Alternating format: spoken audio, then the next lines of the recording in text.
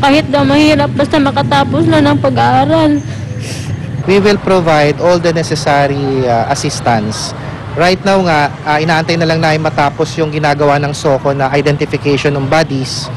Para sa unang balita, JP Soriano reporting. Wala raw kapangyarihan ng Pilipinas na litisin ang Panamanian diplomat na inaakusahang nanggagahasa o nanggahasa sa isang Pilipina.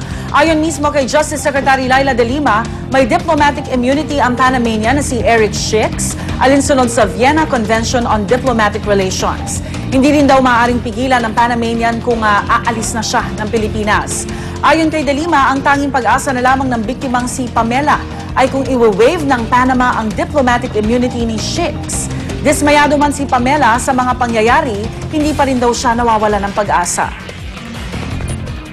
It's clear in the provisions of the Vienna Convention na applicable ang immunity even to the members of administrative and technical staff. We can't do anything about it. That's international law.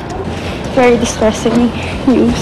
So, ano pong method ng kaya namin dalhin to? Itutuloy po namin talaga. Aakyat kami sa Korte Suprema at questionin namin yung immunity at tinitignan pa rin namin yung option na pwedeng magsampa ng civil case or administrative case. No? Dengue outbreak idineklara sa Zamboanga City. Umabot na po kasi sa mahigit 700 ang naitatalang kaso ng dengue roon kung saan 9 ang namatay. Narito ang report. Sa kabila ng mas pinaigting na kampanya ng DOH kontra dengue, tila hindi mapigilan ang paglobo ng bilang ng mga tinatamaan nito. Sa Zamboanga City, idineklara ang dengue outbreak. Ayon sa City Health Office, mula Enero hanggang unang linggo ng Mayo, 774 na ang tinamaan ng dengue roon. 9 ang namatay. Nagkukulang na ang supply ng dugo para sa mga pasyente. Para maibsan ang pagkukulang, nangihingi na raw ang local health officials ng tulong sa mga blood bank sa Maynila, Davao at Cagayan de Oro. Sa Kidapawan, North Cotabato, tumaas din ang kaso ng dengue dahil daw sa pabago-bagong lagay ng panahon. Sa tala ng City Health Office, sa unang 4 na buwan ng 2012, 77 na ang nagka-dengue sa lungsod. Noong 2011, 63 lang ang kaso sa parehong panahon. Sa kabutihang palad, walang binawian ng buhay, di tulad noong 2011 na 3 ang namatay. Sa Digos, Davao del Sur naman, mula 2010, pababa ng pababa ang naitatalang kaso ng dengue. Ngayong 2012, nasa 51 lang ang naitala nila. Resulta raw ito ng epektibong kampanya kontra dengue. Kabilang ang paghikayat sa mga residente na panatilihing malinis ang paligid. Inaalis ang mga bagay na maaaring pamugaran at pangitlogan ng lamok. Makaiiwas din sa dengue kung magsusuot ng mahabang damit. At kung makitaan ng sintomas, agad kumonsulta sa doktor. Para sa unang balita, Trisha Zafra reporting. Nagkansela ng tours sa Pilipinas ang ilang travel agency sa China kaugnay ng patuloy na standoff sa Scarborough o Panatag Shoal. Banta raw sa kaligtasan ng mga Chino sa bansa ang nakakasang kilos protesta ngayong araw ng ilang grupo ng mga Pilipino. Darito ang report. Hanggang ngayon, walang malinaw na kahahantungan ng isang buwan ng lalong umiinit na standoff sa pagitan ng Pilipinas at China sa pinagagawang Bajo de Masinloc o Scarborough Shoal. Ang ilang grupo ng mga Pilipino naiinip na. Idadaan na lang daw nila sa malawakang kilos protesta ang panawagang tantanan na ng China ang teritoryong halatang pag-aari naman daw ng Pilipinas. Ngayong araw sabay-sabay na magpoprotesta ang mga Pilipino sa iba't ibang bansa na di na raw nagugustuhan ang pambubuli ng China sa Pilipinas. Sentro ng mga pagkilos ang tapat ng Chinese Embassy sa Makati kung saan magpoprograma ang iba't ibang grupo sa pangunguna ng akbayan. Dadalo raw sa mga pagtitipo ng ilang sikat na personalidad tulad ni Broadway star Lea Salonga. Ang planong ito ng mga militante banta raw sa seguridad ng mga Chino sa Pilipinas. Kaya nagsuspindi ang ilang travel agency sa China ng kanilang travel package sa Pilipinas simula kahapon. 首先呢，我们就是针对这个菲律宾的旅游线路，我们现在已经全线的停止了预定。然后其次呢，就是针对5月10号。报名5月10号出游，就是包括5月10号之后出游的所有的客户，我们现在就是主动联系客户，然后给客户办理退团，然后在这个退团的过程中，我们是全额退款的。 Pinapayuhan namang umiwas lumabas ng bahay ang mga Chinese national na nasa Pilipinas na. Ang Department of Tourism ikinababahala ang epekto sa turismo sa bansa ng sigalot sa Bajo de Masinloc. Pang-apat pa naman ng China sa mga top market ng ating turismo. I believe this is temporary, no? But even no matter how temporary it is,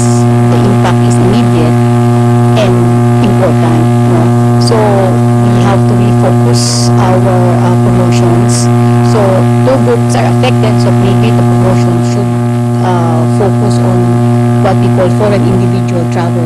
Ang Department of Foreign Affairs naman, gumagawa na raw ng paraan. We are a safe and welcoming country. We are undertaking an initiative now that will soon include Chinese tourism groups to come into Manila with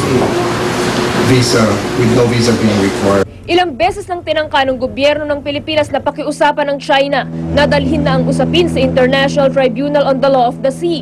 Pero matigas ang paninindigan ng China na kanilang Scarborough Shoal na tinawag nilang Huangyan Island. Para sa unang balita, Trisha Zafra reporting. Itinuturing na po nga suspect si Ryan Dominguez sa pagpatay sa carnap case star witness na si Alfred Mendiola. Ayon kay Interior Secretary Jesse Robredo, tumugma raw ang mga basyong na-recover sa lugar kung saan natagpuan ang bangkay ni Mendiola sa kalibre 45 baril na nakuha kung saan naaresto si Dominguez at tatlo niya pang kasamahan. Si Ryan ay nakababatang kapatid ni Raymond at Roger Dominguez, mga akusado sa kasong car theft at homicide kung saan star witness si Mendiola.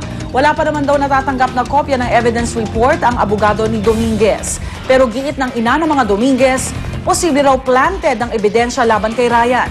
Bagay na pinabulaanan naman ni Robredo. Hindi bababa sa 55 patay sa magkasunod na pagsabog sa Damascus, Syria. Aabot naman sa 372 ang bilang ng mga sugatan. Ito na ang pinakamadugong pag-atake sa bansa mula nang mag-umpisa ang pag-aaklas laban sa Pangulo nilang si Bashar al-Assad noong 2011. Mariin namang kinondena ng United Nations ang naturang pag-atake. Patuloy ang panawagan ng UN sa pamahalaan ng Syria at sa kampo ng mga demonstrador na huwag gumamit ng karahasan para sa kanilang mga ipinaglalaban.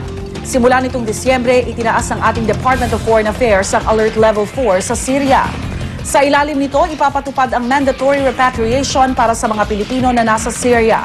Sagot ng gobyerno ang gasto sa pagpapauwi ng mga Pilipino. Samantala, isa namang batang 9 na taong gulang ang patay matapos tamaan ng kidlat sa barangay San Jose sa General Santos City. Ayon sa ama ng batang si Marimar, nasa bukid sila mag-anak nang makarinig siya ng malakas na putok.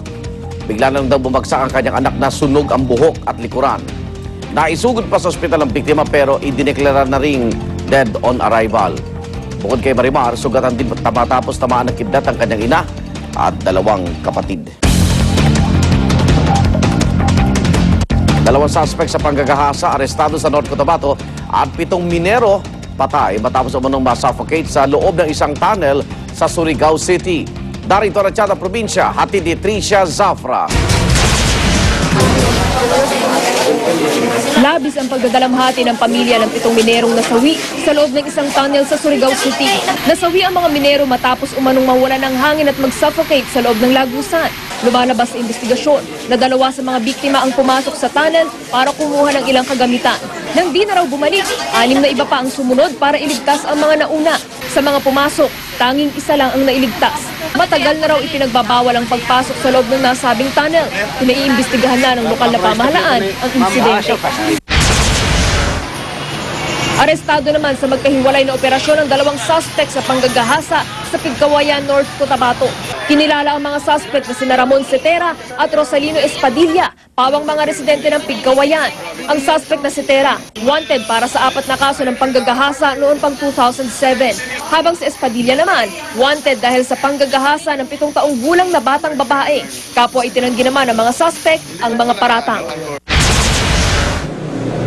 Tama sa ulo at batok ang ikinamatay ng chairman ng Sitio Gomez sa Abukay, Bataan matapos barilin ng di pa kilalang suspect. Kwento ng misis ng biktima, nakikipagkwentuhan lang ang mister nitong si Ruben Visda sa ilang mga bisita nang lumapit ang isang rider ng motorsiklo. Tinanong pa raw nito kung sino si Ruben at nang sumagot ay saka nito binaril ang biktima. Palaisipan naman ang motibo sa likod ng pagpatay, ganung wala namang napapabalitang kaaway ang biktima. Patuloy ang investigasyon ng pulisya.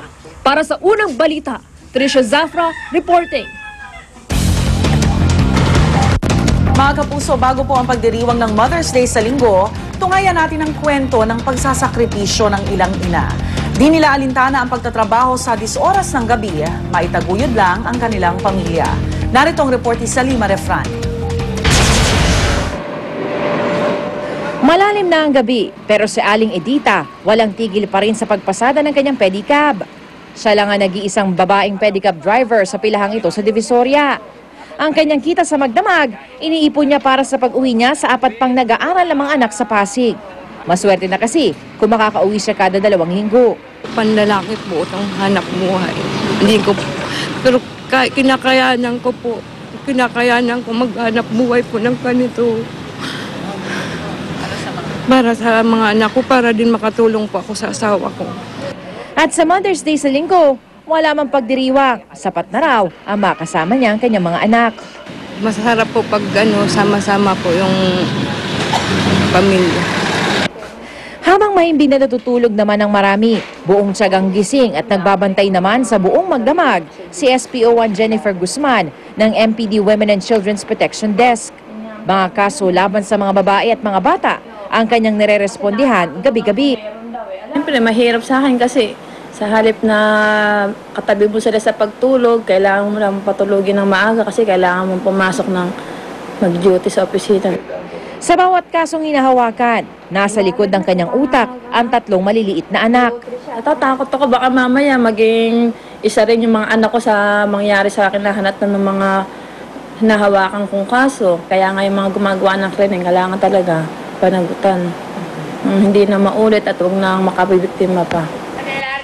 Ilan lamang ito sa mga pagsasakripisyo ng mga ina para sa kanilang mga pamilya.